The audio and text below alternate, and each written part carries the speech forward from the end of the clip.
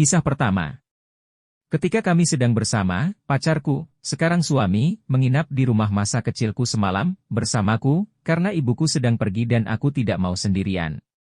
Nah, keesokan paginya dia duduk dan bilang bahwa aku harus berhenti membaca buku seram dan menonton film horor. Kenapa? Tanyaku. Dia lalu mengatakan bahwa selama malam aku berbicara dalam tidur, bergumam dan mengatakan hal-hal yang tidak bisa dia mengerti. Dia bilang dia menggoyangiku dan berkata, "Eilis, bangun, itu cuma mimpi buruk." Sekarang bagian yang menakutkan. Tiba-tiba aku berhenti bergumam, duduk tegak lurus di tempat tidur, seperti sesuatu yang ada di film eksorsisme, menoleh perlahan dan menatapnya sambil berkata, dengan suara tua yang sangat menyeramkan, "Jangan terlalu yakin, nak." Seolah-olah, jangan terlalu yakin itu mimpi. Aku kemudian perlahan-lahan berbaring kembali di tempat tidur dan menutup mata. Suamiku yang malang bilang dia hampir pingsan karena ketakutan.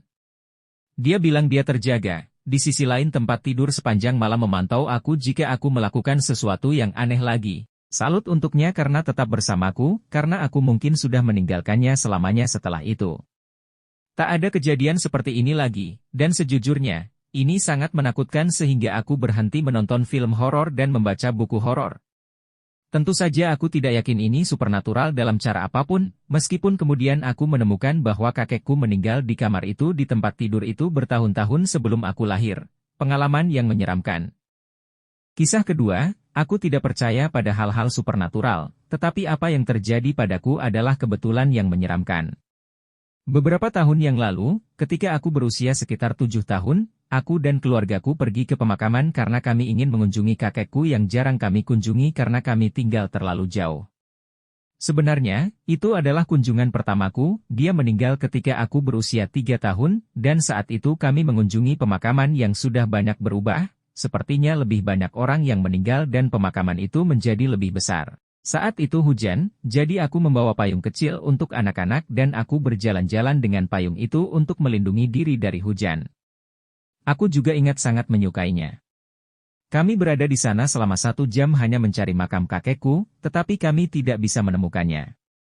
Kami mencari di setiap sudut tetapi sepertinya tidak ada, jadi ayahku ingin kami pulang karena kami masih harus menempuh perjalanan panjang dan perlu kembali ke rumah. Ketika aku berjalan kembali melalui barisan makam menuju keluargaku, tiba-tiba payungku tersangkut di semak-semak salah satu makam. Aku terus mendorong dan mencoba menariknya keluar, tetapi payung itu tidak mau lepas. Karena aku tidak ingin meninggalkan payung itu di sana, ayahku datang membantuku. Butuh waktu lama, aku bahkan tidak yakin bagaimana payung itu bisa tersangkut begitu parah, tetapi payung itu tidak mau keluar dari tanaman itu. Ketika ayahku akhirnya berhasil membebaskan payung dari semak-semak, dia melihat ke atas dan menyadari bahwa semak-semak itu berada di makam kakekku.